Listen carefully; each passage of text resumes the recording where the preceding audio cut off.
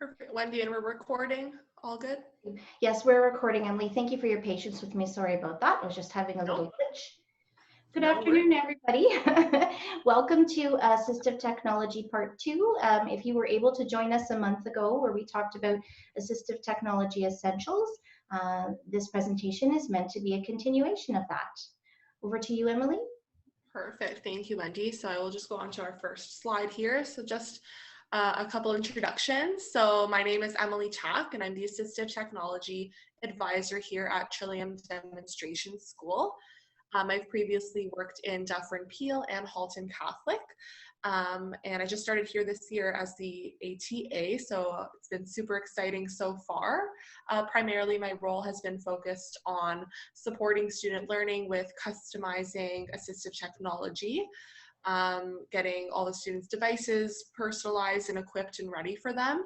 I have a background in spec ed, teaching ELL, and assessment and evaluation. So I'm bringing all of those expertise over here to my new role to support students.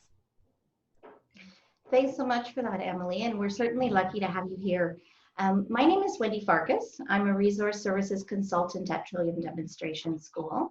I'm also an Ontario certified teacher and I'm seconded from the Waterloo Region District School Board to the Provincial Schools Branch. My role here is to help educators and school boards across Ontario who are seeking support for their students with severe learning disabilities and ADHD. I am a huge fan of project-based learning and hands-on learning, especially educational technology and assistive technology in the classroom. I've worked with exceptional students throughout the entire duration of my career, and I'm so pleased to be here with you today to talk about assistive technology supports in the classroom. Over to you, Emily. Perfect. Thanks, Wendy. I'll just continue on to our first slide of today. So for those of you who participated in the part 1 of our assistive technology webinar, we created an exit card for everybody to fill out, just asking what everyone's takeaways were from the first webinar and what they would like to see more of in our webinar today. So we, for the most part, got an overwhelming response to focus on demonstrating assistive technology and showing practical applications of assistive technology and educational technology in the classroom. So that is what we will be focusing on in our webinar today. So thank you all for filling that out, and we hope you enjoy. So I'll just quickly go over our agenda for today. So as I just said, we covered the exit ticket review, and that will be informing most of our webinar today. Wendy will start off by talking about some more accessibility and equity regarding assistive technology, so some misconceptions about AT, and then an AT Select, which is a great resource that Wendy will go into some more detail about. And then we'll move into our practical applications. So here you can see a list of the various resources we'll be demonstrating for you, some practical applications in the classroom and how you can kind of customize all of these different programs to your specific learners. And then we'll wrap up with some great resources for you to take away, and we'll explain some more of that later on. And just some Zoom features that we'll just quickly go over right now. So you can see us, but we can't see you. So if you want to ask any questions or have any comments, we'll just ask that you write them in the Q&A section at the bottom of your Zoom bar, or you can write them in the chat. And then at the end of the presentation, we'll have a little Q&A so we can go over any of the questions that you may have. We have our cameras on right now, but once we dive into the presentation, we will be turning our cameras off. Anything else you'd like to add, Wendy, before we get started? No, I think that's great. Just please do, if you have any questions, just as you think of them so that you don't forget, go on ahead and type them into the chat room, and we will make sure that we get to all of them towards the end of the presentation. At this time, we're just going to turn off our video feeds to help us navigate through all of the mechanics of our presentation, and we'll turn them back on later on for our Q&A period.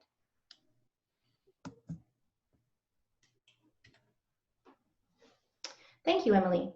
So during our last webinar, we explored how assistive technology can level the playing field and really ensure that every student gets what they need to be successful. I wanted to share some research with you today. According to Bronwyn Lamond of the Academic Intervention Lab with the Department of Applied Psychology and Human Development at the University of Toronto. The three biggest misconceptions about assistive technology are the following. First misconception is that students who use assistive technology are getting an unfair advantage over other students in the classroom. So AT, or assistive technology, is prescribed by psychologists and other professionals to support students with learning challenges by making classroom and curriculum expectations more accessible. AT does not offer privilege.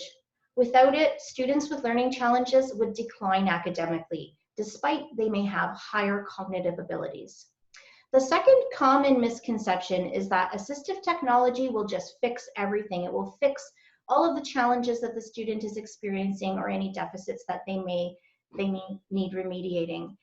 Assistive technology will not fix a skill deficit. Rather, it's a tool or a set of tools that augments the lagging skill and makes curriculum more accessible for that student. And the third misconception, common misconception, is that training is absolutely crucial to student success when implementing assistive and educational technology in your classroom. So students can learn to use assistive technology fairly quickly. You know, a lot of our students in this generation especially are very good with tech, and they're great problem solvers, and they can figure out how to use things. I think my daughter knows how to use my tablet and my phone better than I do. But so teachers are encouraged to actually just demonstrate as many practical applications using assistive technology in the classroom as they can. And this will also encourage and facilitate use of the tools that you'd like your students to use, or the tools that they're going to be required to use in order to be successful. So we really hope that the resources that we've gathered today are going to help you get started along that pathway. So next, we're just going to chat a little bit about AT Select. Emily, if you could just guide us over to the next slide. Thank you, Emily. AT Select is actually a website developed by Dr. Todd Cunningham and the Academic Intervention Lab at OISE. This research was developed to support both parents, clinicians, and teachers to select assistive technology for students with learning challenges. So the website, which we'll show you in just a minute, sorts texts by task, which are intended mostly for parents and teachers. And they also sort texts as an assistive technology by skill. And that section is intended for clinicians for the purposes of prescribing tech on psychoeducational assessments. So let's just take a moment to explore the site now. Emily, I'm just going to get you to click on the hyperlink for us. Towards the end of the week, we will be sending out the recording of this webinar as well as our slide deck. So you will have this, all of the resources and hyperlinks as well that we are sharing today. Thank you so much. So if you could just navigate back up toward the top. You can navigate through all of these different menus, but I'm just going to focus for today on the first two, if that's okay.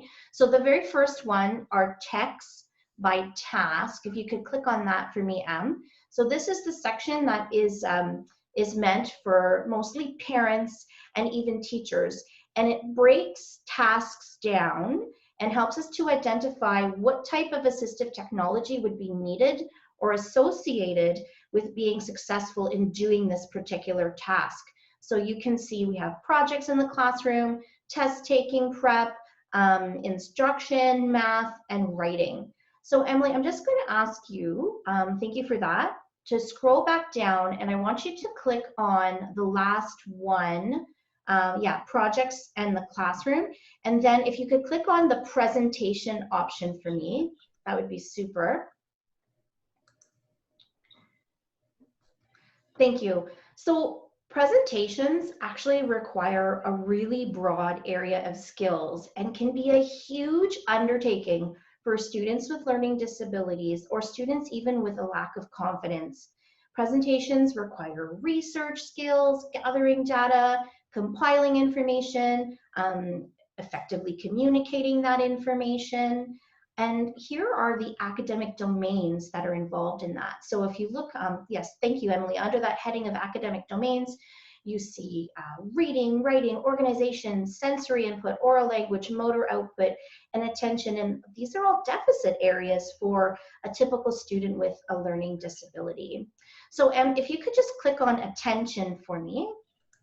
Okay, so we're going to go into just this one academic domain. Click on attention, and it should take us to, oh, sorry, click on orienting.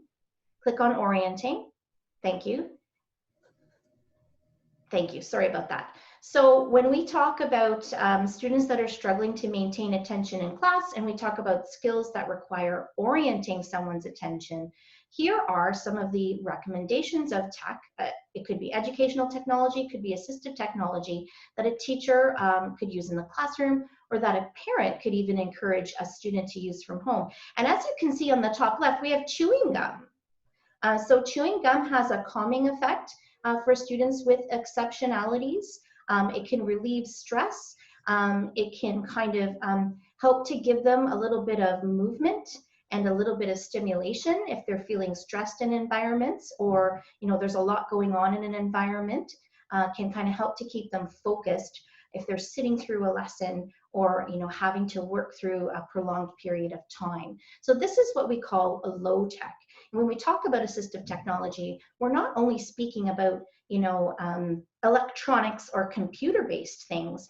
As we mentioned in our previous webinar, assistive technology can be low tech, like chewing gum, or having a slant board to write on, or using a graphic organizer with that student. But here are some recommendations that you can make. And if there are any certs out there in the audience with us today, and teachers are developing IEPs or looking at revisiting those IEPs, if you're finding that a student who has an LD and possibly even an ADHD diagnosis is really struggling with just paying, sustaining, and maintaining attention in class, these are absolutely some accommodations that you can recommend that they put on the IEP. And I'm not going to get you to do this now, Em, but you can actually click on each of those thumbnails, and it gives you an overview of what that technology is. And in some cases, when it's more of a high-tech tech, like for example, website blockers, there is an overview of the various web blockers out there, and kind of gives you a sense of their effectiveness and what they cost. Thank you so much for that, Em. If you could go back to the main page for me. So yeah, thank you. And now we're going to take a look at text by skill. So if you could click on that one for me, Em. And this is where we would direct clinicians when they are conducting psych ed assessments, and they're maybe prescribing assistive technology or making recommendations on the psych ed and the summary for what teachers and educators can do to support the students' learning who may be struggling in class. So here we see that the text by skill are broken down by academic domain, those domains being attention, reading, sensory, oral language, organization, motor function, writing, and math. And I'm just going to get you to, yeah, see, and the cool thing on this website, it's so comprehensive. When you hover over a thumbnail, oftentimes a description comes up. So a math is a pretty straightforward one, but perhaps you're working with someone new to your CERT team, or new to the teaching world, and they might need to know what oral language it is, or what that would look like. So Emma, if you could click on math for me, click on the math thumbnail. Thank you. And then we are looking for fluency. So towards the bottom half, when we see it says numeric operations, thank you. So if you look at fluency there, okay, we're going to look at a student that might be struggling with math fluency, and just kind of scroll on over to where it says drill programs and click on that for me. And as you just saw, when you hover over fluency, it gives you a little bit of a definition. So here we have an overview of what drill programs or computer-based math tools are for teachers that might need that information and support. And as you can scroll down, it talks a little bit about the research, advantages and disadvantages of these web-based math tools, as well as any important things to consider. And this is a real benefit here as well. We also have a table. So certainly AT Select has not researched every single math tool out there, but they certainly have done a lot of research, and they compare the different products here for you, and they range in products that need to be paid for or licensed to products that are free as well. So these are also tools that you can refer parents to if you're noticing a student is really struggling with math fluency, for example. Setting the parent up with a Prodigy account and sending that home with some coaching to help support the student in the evenings a couple of times a week would definitely be very beneficial for the student as well. So next we're going to talk about practical applications and demonstrations. So Emily's going to return back to the main presentation, and she's going to get us started. Perfect, Wendy. Thank you so much. So yes, as Wendy just said, now we will kind of dive into our practical applications for a variety of assistive technology that we decided to show to you all today. So first we will be starting with the highlighting tool. So I will be demonstrating the highlighting tool specifically used in Google Read and Write. So it's a really helpful tool for students to use. It's great for highlighting the main ideas and supporting details in different documents and slides that students might be working with, whether it's an assignment task that they have been given or something that they're supposed to be reading. Highlighting your work will definitely become very helpful for students to sort out their ideas as they are working on the projects. So I will dive right into the actual highlighting tool. So I've attached a hyperlink here to a example of an assignment that a student might be given. So this is a science project that students were given from a teacher here at our school at Trillium. So this is just the basic outline for the assignment. So if a student is given this, it might be helpful to kind of break down the assignment and chunk it just to help their learning needs. So I'm going to open Read and Write, which is up here right at the top. I've already added it as a Chrome extension. So I'm going to open it up. And here we see the Google Read and Write toolbar, which has all of these lovely functions. So like I said, we'll be specifically focusing on the highlighter. So it could be helpful for students to maybe highlight some questions so that they know all the things that they're being asked to do. So the nice part about the highlighting tool is that there's a variety of colors. So we'll highlight some of the questions in green. That way the students know that when they're looking back at their assignment, all of the questions that they are being asked are in green. And then maybe they want to kind of have one sentence that kind of encompasses the entire goal of the assignment. So up here, the goal is listed at the very first paragraph. So I'm going to highlight that in pink so I know exactly what it is that we need to do. So now that we've highlighted a few different things, and the teacher has already highlighted some things that she wanted the students to make note of, but as students are able to highlight some of the extra things they want to highlight, they can actually collect highlights into a new document. So if you look at the Google Read and Write toolbar, there's this option here, which says collect highlights. So when you click on that, this little pop-up comes up, and pretty much once you press OK, it will generate a new document of your highlights. So it is coming up here. And it has now brought all of the different highlighted things from the original document to a new one. So this can be really helpful for students to kind of focus on certain areas of their work, so it's a little less overwhelming when there's a lot of text. So now here we know, okay, this is our end goal here. These are the questions I have to answer. So it helps students focus on the task at hand and just to maintain their organization. So it will automatically save as it's Google. So yeah, the students will now have a new document to work with. So that is just a little bit about the highlighting tools here. So again, these are the highlighters, and then to collect highlights, it is this button. So kind of like the challenges that Wendy mentioned from the AT Select website that students might face with organization, this can be a really helpful tool.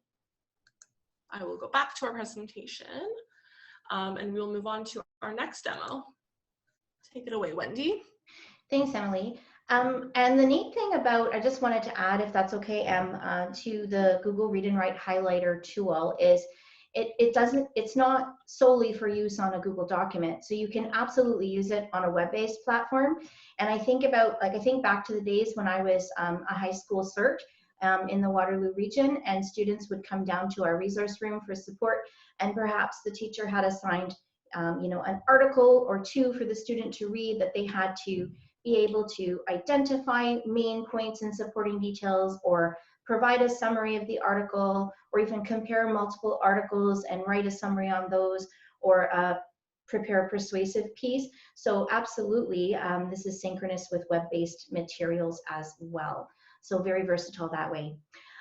I'm really excited to talk today about Google Lit Trips. Just out of curiosity, I'm wondering if anybody in our audience today has ever used Lit Trips before. So if you have used a Google Lit Trip, if you don't mind, just drop a yes or no in the chat room just to let us know. I'm just curious about that because I recently discovered Google Lit Trips and I think they're awesome. So what is a Lit Trip? Oh, yeah, we've got a few answers. So far, no, never. Okay. Oh, yes. Yay. I'm excited because I'm so excited about Lit Trips, and I hope that you will be too after this today. So what is a Lit Trip? A Lit Trip is essentially a Google expedition that's created on Google Earth. So if you have experience using Google Earth before or creating Google expeditions, it's very similar, except a Lit Trip is where you select a book for students and then create a storyboard. So you would find and plot different geographic locations on Google Earth to create an interactive expedition and really give the student the opportunity to live the book and really explore and imagine what it's like to be there. And I see an excellent question popping up in the chat. I'm going to get to that in a second. Google Lit Trips are free. You can definitely create your own, but we're going to go visit a website in just a second. So there is a googlelittrips.org website that we're going to take a look at. Creating an account is free. You have to create an account and then you download a Lit Trip. And what happens is a Google file is shared with you via email. And then once you click on the link, what ends up happening is it uploads the Lit Trip for you directly. So, if you don't mind, could you just click on that first hyperlink, googlelittrips.org, so that we can show this to the audience? So, as you can see down the left-hand column, towards the middle, you can see that it sorts Lit Trips by grade. So, just click on a grade range for our audience to see as a sample. So she's selected grade 6 to 8. And if you have a moment to look at this website when we send you the link, most of these Lit Trips are created by retired language teachers who volunteered their own time. So not every single book that a language teacher in elementary or a high school English teacher would use would be on here, but there certainly is a good selection. So it shows you the selection per category. And again, it's free. You just download the file. So if I could just get you to please return to our presentation. And I've gone ahead and I've downloaded 2 Lit Trips to even share with you. So you don't even have to go and create an account quite yet if you're still sort of testing the waters. So I've downloaded one for the Kite Runner, which as a high school cert, I was often supporting students in grade 11 applied English with this novel. And then I've also downloaded Percy Jackson and the Olympians, which would be more of a higher elementary reading level. So just click on the file link for the Kite Runner, if you don't mind, please. And I just want to quickly show it. So it's just going to take a minute. Anyone who's used Google Earth in the past knows it does take a little bit to get going. So what it will do is it will take us to Google Earth and it will just load those settings for us. And looks like we're lagging just a little bit. Hopefully we get there we go. That's awesome. Okay, so if you can see on the left hand of your screen, starting from the top, we have the title of the Kite Runner, and just scrolling down, you see they have a description of the book and an overview. And so each plot point is based on chapters in the book. So What you can do is you can get the students to go through these as you're reading through the book. You know, a typical high school English teacher might assign a couple of chapters at a time, and then maybe they decide to visit the area mentioned in the lit trip after that. So I'm just going to get you to click on one. We're not going to go through them all, but if you want to click on item, say 2.1, for example. Yep, and just give it a minute. And then what happens, it's so cool, it kind of takes us to that chapter 2 in the novel, and the region that we're talking about in the novel. And so you see right in the center, it's taken us right there. You can zoom in so that you can really see what that region or area looks like. So you see your zoom tool down at the bottom is the plus sign. So you can zoom in, you can zoom out, you can view street view, you can have a bird's eye view, and they can explore that region as they're reading about that region in the book.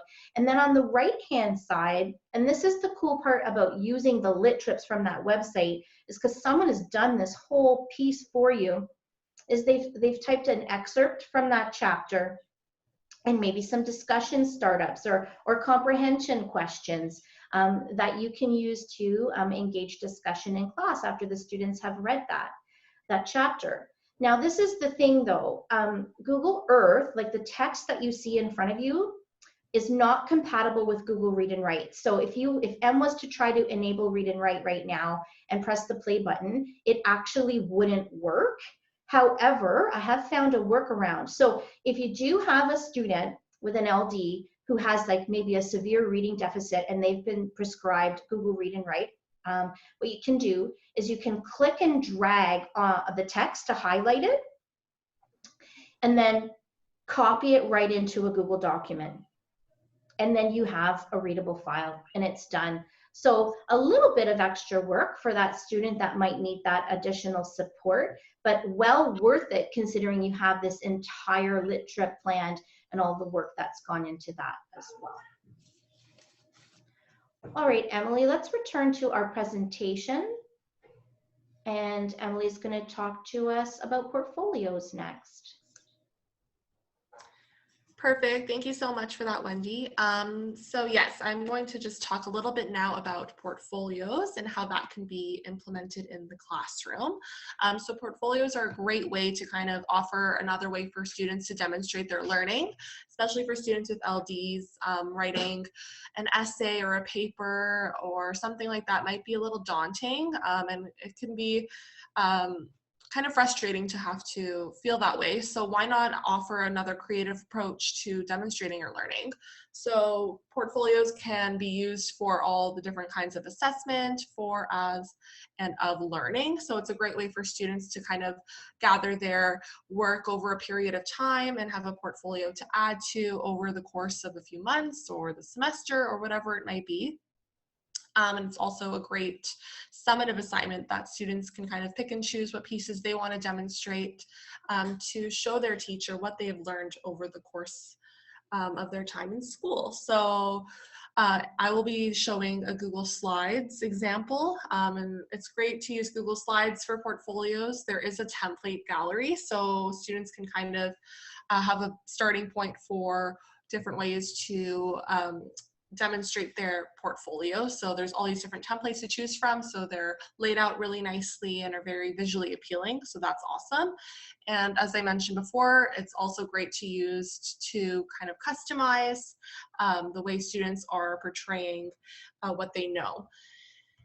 So as I mentioned, slides is what I'll be demonstrating today, but there's so many other ways to create portfolios. Adobe has a portfolio function. Canva is another popular tool to use to kind of create visually appealing pieces of work. So all of this stuff is just another option for you to consider. And Canva, for example, you can create it and then throw it in a Google slide. So it's kind of all there in a presentation form. So This is an example of a basic template for a student-led conference that teachers at our school have used. So this is something maybe for teachers to give to their students just as a very basic outline for things that they might want to include in a portfolio or a conference of some sort. So their interests, their strengths, areas of growth. So something for the teachers to use as a starting point. And then I'm going to show now the actual example that a student has created. So again, very personalized here. And I'm going to just go specifically to this slide. So we have here where the students have filled in their interests, things they like to do, their hobbies, and there's so many different visuals going on here. So without having to read the bottom sentence here, you can already tell the different things that students are interested in. And with this visual specifically, it's moving, it's definitely appealing to the eye. So something different for students to use and demonstrate their learning. And with the slides, you can create transitions between slides to kind of aid in those presentation skills. So if students might be nervous to actually present something like this out loud and in front of their peers or their teacher, a Google slide can be submitted. You can add an audio recording for students to have their voice over, so it might not have to be an in-person and live presentation, but they're still getting all their information across in a way that's more comfortable for them and can increase their confidence skills. I'm going to go back to our presentation now and continue on to the next slide. And Wendy, feel free to jump in. Thanks. And just to add to that, if it's okay, Em, as a high school teacher, often I was working with students using Canva, it's a free web-based tool with lots of downloadable templates. So you can have students creating infographics to demonstrate what they know without having them say, write an essay about it. Or one of the things that we do at Trillium is we try to engage our kids in the writing process. And these kids, typically, they don't have a good relationship with school in general, and reading and writing make them feel pretty bad about themselves. So getting them interested in the writing process and wanting to participate by maybe have them create a YouTube channel and write scripts for their YouTube videos that can be assessed, or start blogging. And Canva has all of these great social media free downloadable resources, so students can customize and create YouTube banners and social media profiles on there as well. So takes a lot of traditional academic tasks and makes it a little bit more interesting and engaging for the typical student who is struggling, or a student that might have an LD or ADHD. So if you've attended our previous webinars and any webinars that I've been involved in, I have talked a lot about interactive whiteboards. So I'm not going to go into great length today because you may have attended one in the past, but we thought it important to talk a little bit about Microsoft Office tools as well. I mean, we talk a lot about Google. We're fans of Google here at the PDSB, but there are a lot of boards out there that are using Office 365 platforms as well. So when you're considering an interactive whiteboard such as this one, these are great for students with LDs and ADHD or struggling students in general, because they can they facilitate real-time collaboration. Participants can work remotely from various locations on their whiteboards, and it's such a great tool for encouraging collaboration, but also introducing the design thinking process and brainstorming. And it's a really neat tool as well for creating interactive teaching materials and manipulatives. So I took the time to compare Microsoft Whiteboard and Jamboard, and we've created a list for you here. Just in case you have access to both of these tools, I've used Jamboard a lot, and I'm a huge fan of Jamboard, but when I got the chance to really look at Microsoft Whiteboard, I'm even a bigger fan of that because it is jam-packed full of tools. So the tools that you see in the bulleted list that are highlighted in blue are the functionalities or capabilities that MS Whiteboard has that Jamboard does not. And Jamboard is a Google product.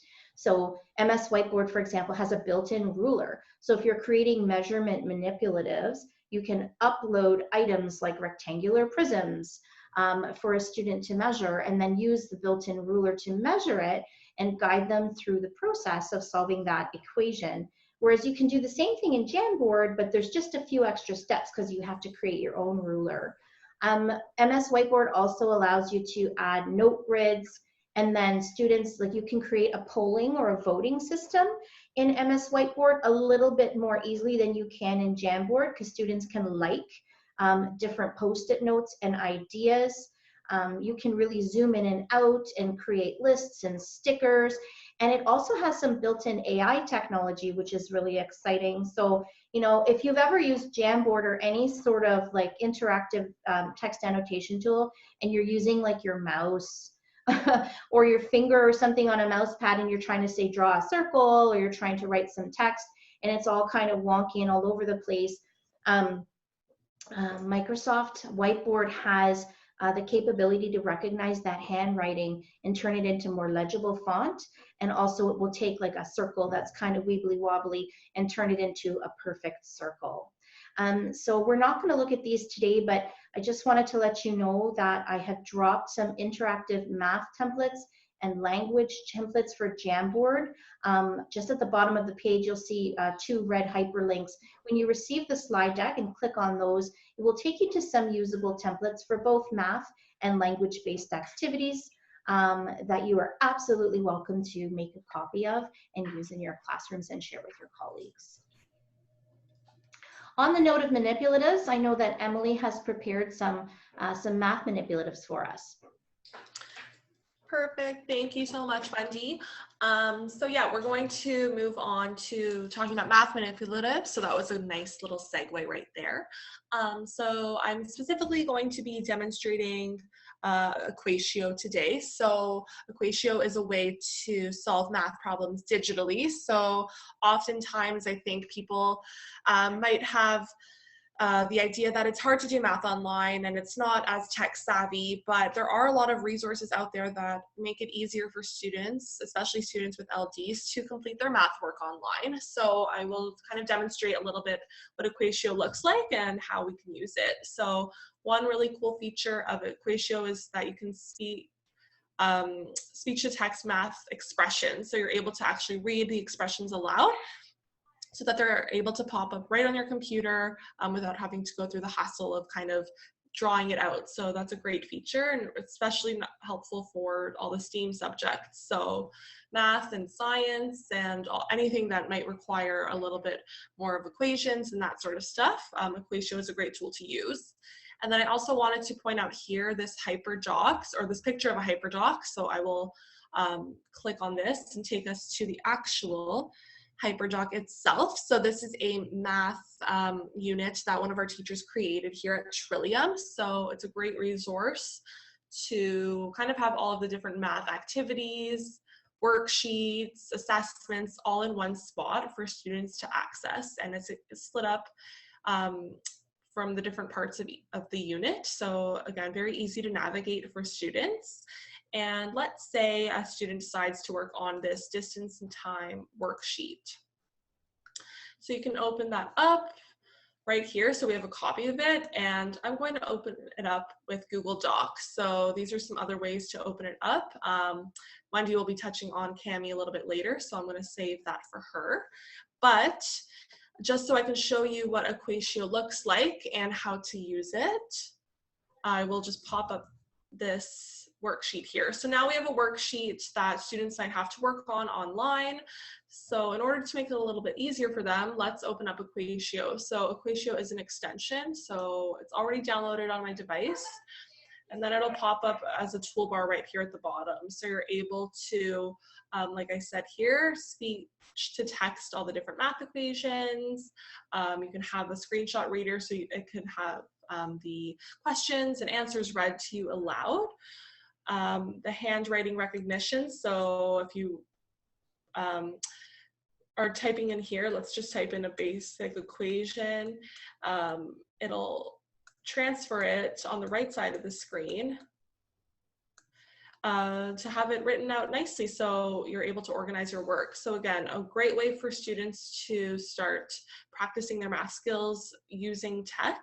and to hopefully increase their confidence in this area as well. So Equatio alongside the Hyperdoc that I showed you, and even what Wendy was talking about before with the interactive whiteboards, why not use Equatio with that so you can get students to practice it all together. So it's nice here that all of these different assistive technologies can kind of be layered together and used at the same time. So for the sake of time, we'll continue on to our next part, but again, just wanted to highlight that the hyperlinks are also embedded in this slide right here.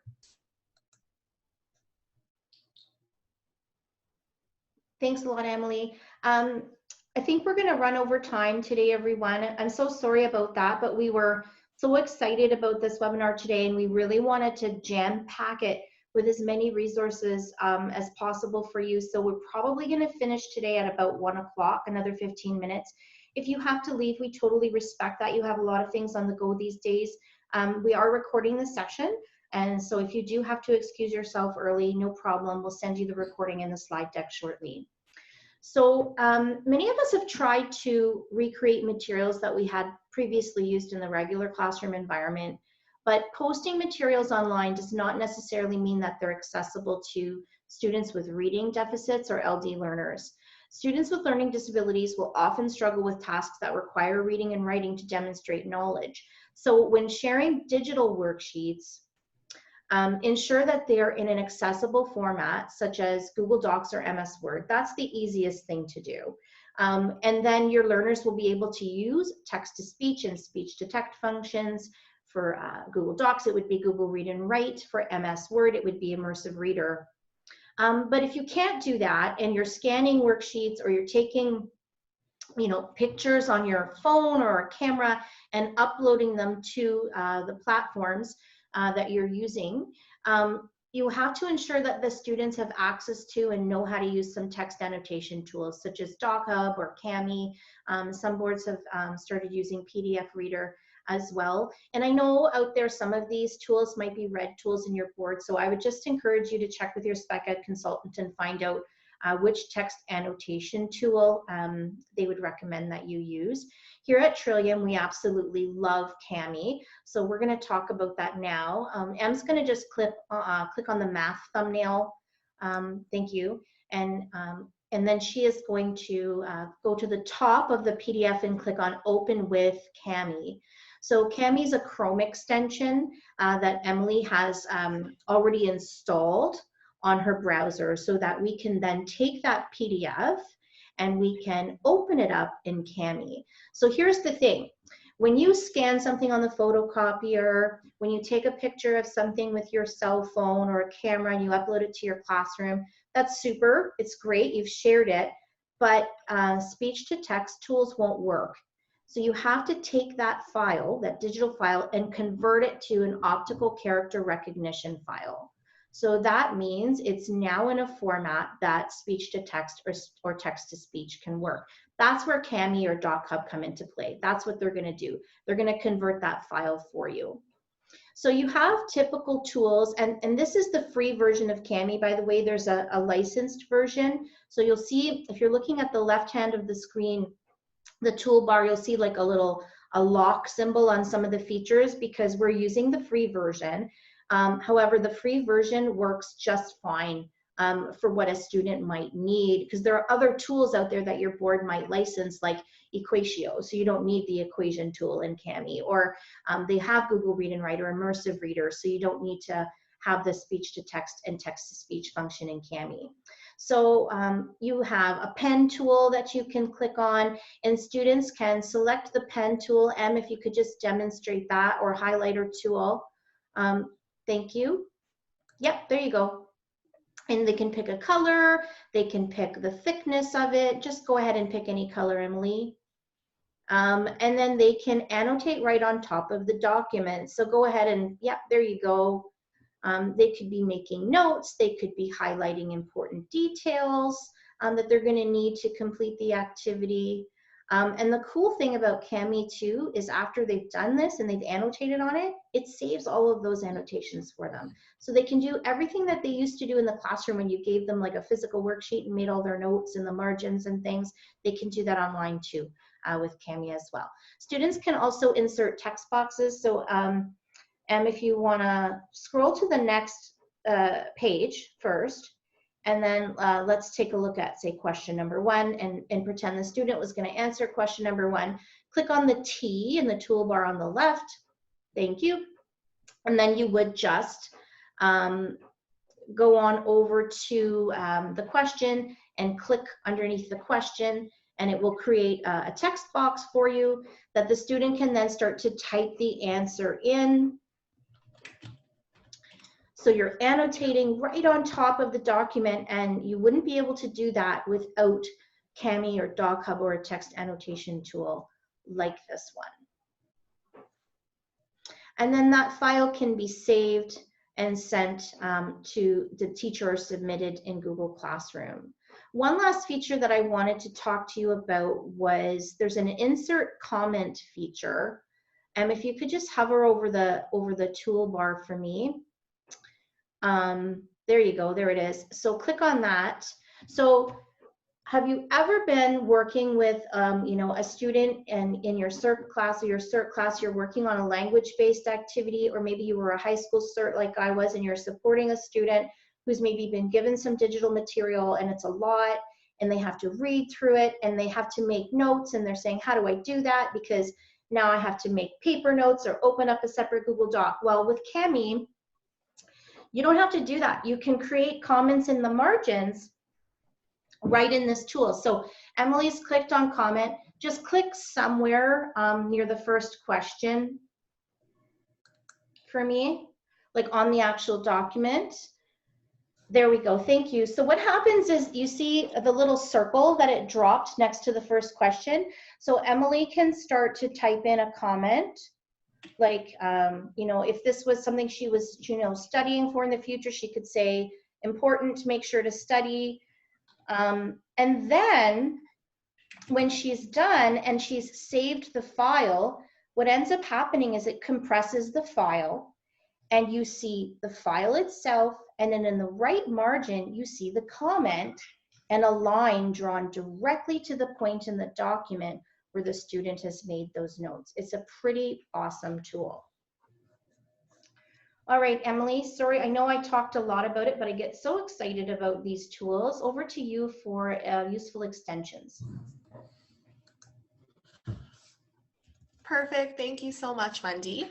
So yes, I will just be going over some extensions with everybody that I would recommend, and things to kind of keep in mind when browsing for different extensions.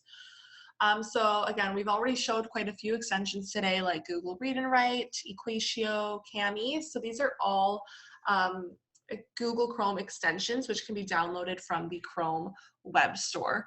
So these are some pictures of some extensions that I came across lately that I think are very helpful for students for a variety of reasons. So when I was exploring, some of the searches that I put in the Chrome web store were productivity, organization, time management, specific areas and skill sets that I think students might want some extra help with and who might need that extra support. So the Omnibox Timer is just a timer for students to kind of keep on track of their work and manage their time.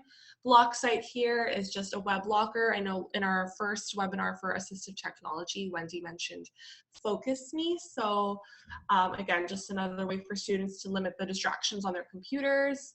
So these are some examples right here. So it's important to find the appropriate extensions that can support students in the way that works for them.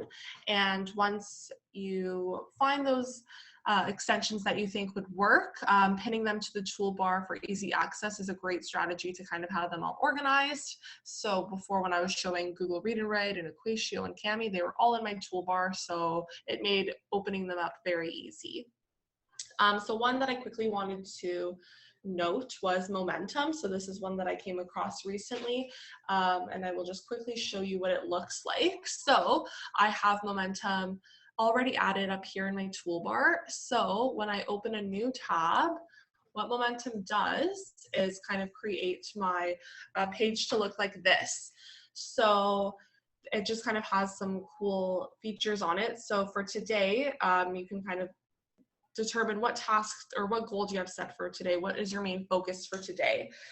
So for students, it can maybe be one thing that they want to get done, whether it's their homework or a skill they want to practice. You can write whatever it is in that bar, and it'll kind of help them keep on track of what it is that they want to focus on. So now when it's completed, it can give students incentive to kind of have that throughout the day as a constant reminder, and then they can click the check mark box that to show that it's been completed.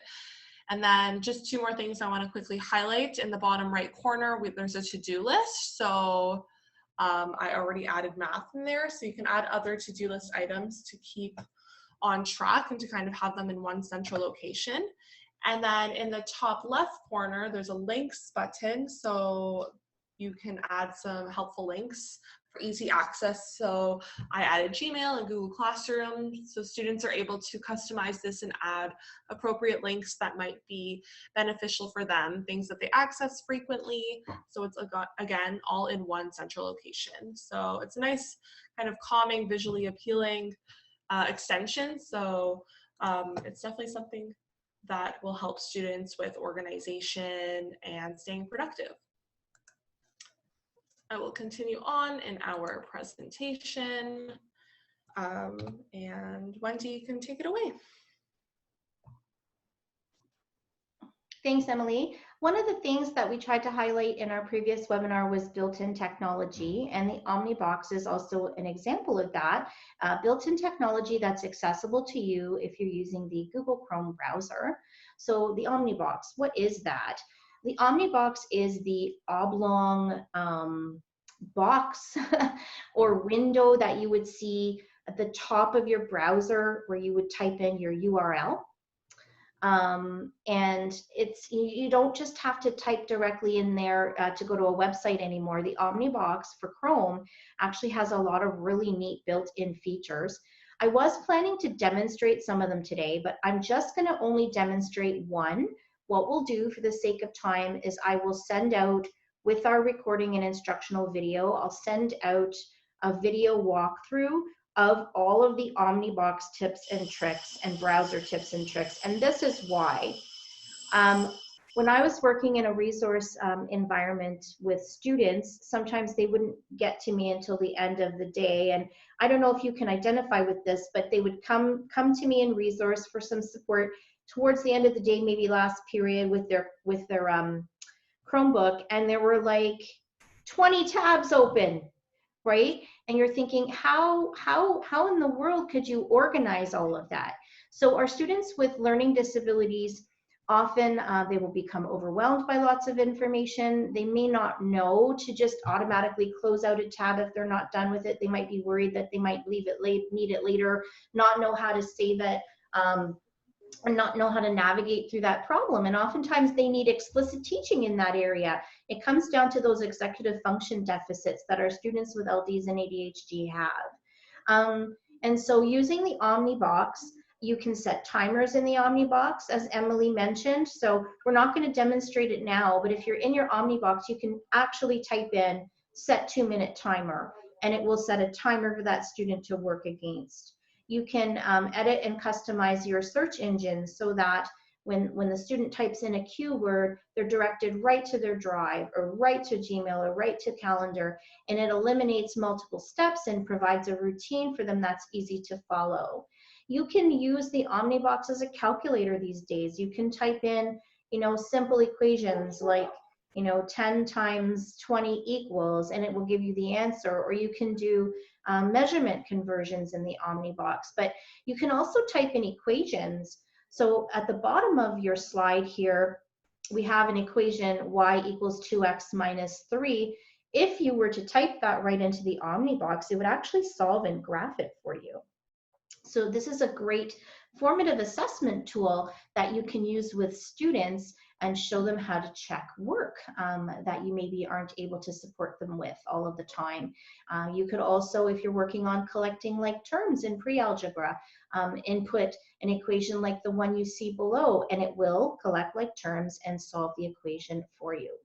The one tip that I am going to demonstrate though is pinning tabs. So if you could just exit the presentation mode for a second. If you take a look at the top of Emily's browser, you see all those tabs. There's got to be 12 tabs up there, and it's because we've been demonstrating and linking to various different areas. But our students come down to us sometimes and there are 20 tabs open, but maybe they only have to work on something for one class and they get confused and have to navigate through all of those tabs. So you can teach your students to pin the tabs to kind of sort of put them away without closing them in case they have some anxiety surrounding that and being worried that they might need them in the future. So by right-clicking on any one of those tabs, Emily's going to show you, you can select the pin option. And I don't know if you saw that, but what happened is it collapsed it and it threw it over to the left. So it's still open. If Em clicks on that tab, it will take us back to Google Earth, but it's sort of shrunk it and it also put it out of the way. So it's helping to organize and explicitly teach them how to say, okay, I don't need this anymore. I need to sort and organize. I'm gonna push this and move it out of the way. Over to you, Emily. Perfect. Thank you, Wendy. All right. So this is our last practical application for today. So I just wanted to briefly touch on the use of mind maps and how that can be really helpful for students in planning and organizing their work. So I'm going to specifically demonstrate the Miro mind maps. So they offer a variety of ways to visually organize your ideas. So this is kind of what some of the templates look like from Miro. So they're color coded. You're able to adjust the size of the text and bubbles. It's really helpful and beneficial for students when working both independently and collaboratively. And it's compatible with a variety of devices, so very easy to use and navigate. And one thing I did want to highlight here, I know we talked a lot in our presentation today about math and language and some of the more traditional subject areas, but planning and organizing is really helpful for all sorts of subjects. So the use of mind maps is really an interdisciplinary approach to planning and organizing. So it can be really helpful for the arts, whether it's music or drama or visual arts. Those same skills, planning and organizing, are just as important and needed. So why not use these mind maps in subjects like that maybe don't require or happen to have as much writing and that sort of stuff. So just something else to note, but I will take you to our Miro tab here. So I'm just going to go and zoom in a little bit. So these are two examples of different templates that Miro offers. So if you look at the side toolbar here and press on this button, it'll take you to these different templates that are offered through Miro. So what I had on the Google slide before. And there's a variety over here of so many different boards to use and mind maps. So it's really helpful for students to kind of have that basic template that they can just kind of fill in their work. So very easy to use. So this is a traditional mind map here. So you kind of start off with your main idea and branch off to supporting points over here. And then this one was a sticky note board that I thought was kind of cool. So I started filling it in here. So I created a character development sticky note board. So it could be used for English or for drama. And I inputted some plays and characters. And then that way students, if they're asked to maybe have to fill out character traits for all the different characters that they're seeing in a play, that might be kind of overwhelming and cause them a little bit of frustration to have to organize their work. And oftentimes we're used to having to jot notes down or write it in full sentences, but having this visual element to displaying what you know about character development and sorting out your ideas is just another really cool tool to use. So a lot of times sticky note boards are done in person, so that is a great way to do it as well. But it's nice to know that the online version of the same sort of idea is offered. So yeah, Miro is really cool with using all the different sort of templates. And again, it can be used in a variety of subject areas for various grade levels as well. We'll take us back to our presentation and to our next slide over here. So, sorry, just getting rid of a pop-up here. All right, so yeah, now it is a time for us to wrap up our presentation. So as we just showed you all of those very cool demonstrations and a variety of ways to use both, actually I'll turn my camera on too, just to follow in Wendy's lead. So we wanted to highlight both Google and Microsoft Office 365 products. As Wendy mentioned earlier, tons of schools and school boards are using both. So it's really cool to see how all of these different programs and assistive technologies that we demonstrated today can be compatible on both devices. So Wendy, I'm not sure if you want to add anything else before we continue to our next slide. Yeah, if there are any questions, please do feel free to drop them in the chat room. And Emily, I do see a question from one of our participants, and I think it's with regards to Miro, the tool that you just modeled. How does that read? Does it have accessibility features? Let me go back and I can open it up again. Just 1 second. See, pinning all my tabs would be very helpful right now. So I'm glad Wendy showed me how to do that. So there are ways, sorry. So there are, where is it? So you can fill in text over here. So as we talked about before, a little bit about Google Read and Write being compatible with different websites. So if you open a text box here, I don't have my microphone set up on the computer that I'm displaying this right now, so I can't actually do my speech to text. But if you open up your Read and Write toolbar, you should be able to speak right into the program so that it does actually type out the text that you are saying. So in terms of accessibility and stuff, from what I've gathered so far and how I've used Miro, it does seem to offer that. And I know too with some of the devices our students use here, and sometimes when we are experiencing glitches with our internet connection and Google Read and Write and it not being as easy to use, a lot of our devices with the built-in assistive technologies that they offer do have the speech to text capabilities. So whether or not Google Read and Write is something that you are using or is compatible, it's always worth looking into the accessibility that is already built into your device, and that will translate over to a program like Miro.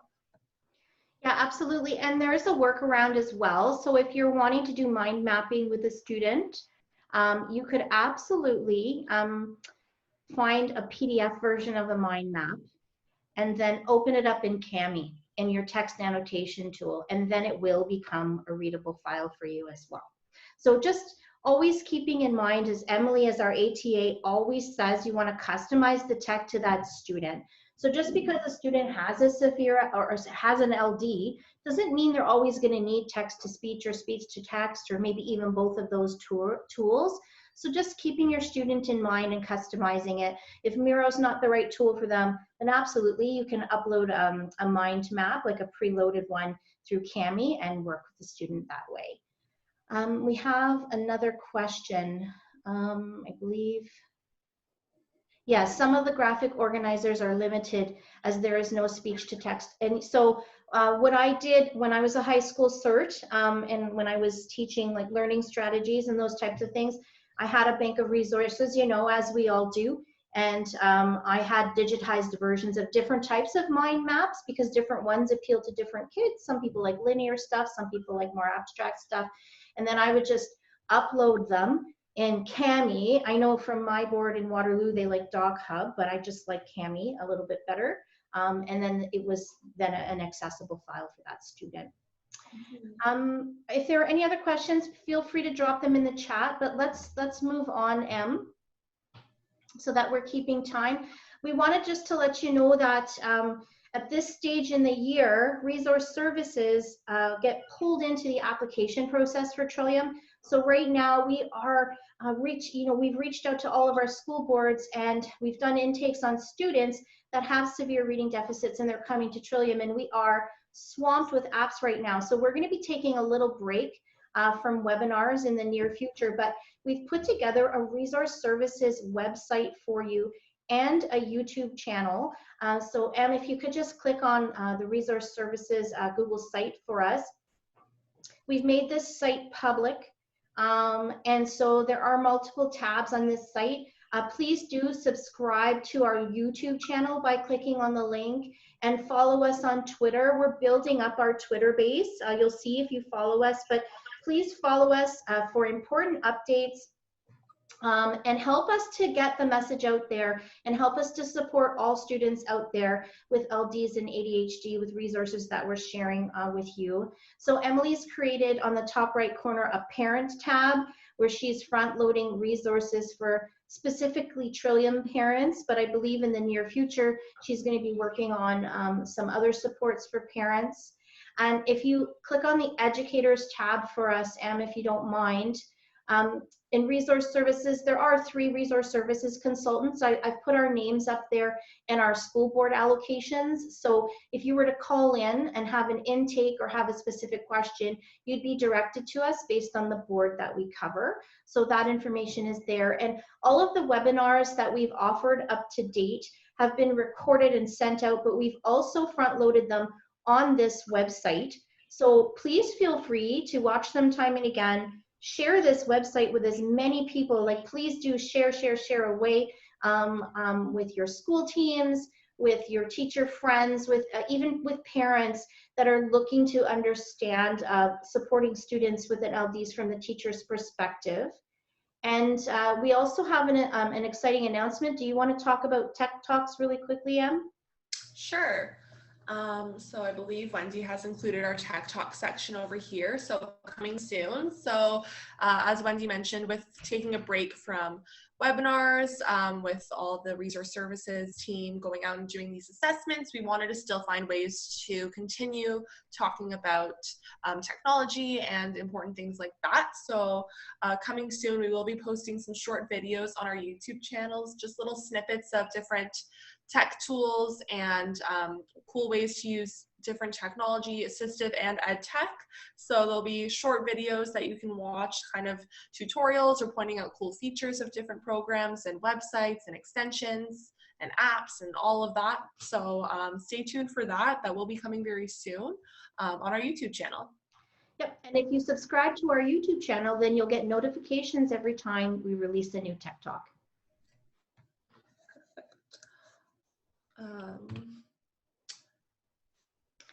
Here's your swag bag. This is a collection of websites that we've referred to today, as well as resources that we've prepared for you. So when you receive the slide deck, you'll be able to click on each of these hyperlinks and be directed to these resources. Please feel free to share freely and widely amongst your colleagues. That's it for us today. Thank you for staying on past our time. We really appreciate it. You know, we hope to hear from you. Feel free to reach out to us absolutely anytime you have a question. If you have a student in mind that has a severe LD and you think they need some language remediation and they might be a good candidate for a demo school, you can reach out to us. If you have a question about the presentation today or any sort of assistive or educational technology related question, please feel free to reach out. And we would love to hear from you and support you. Thank you, everyone. Bye, everyone. Thank you so much for joining today.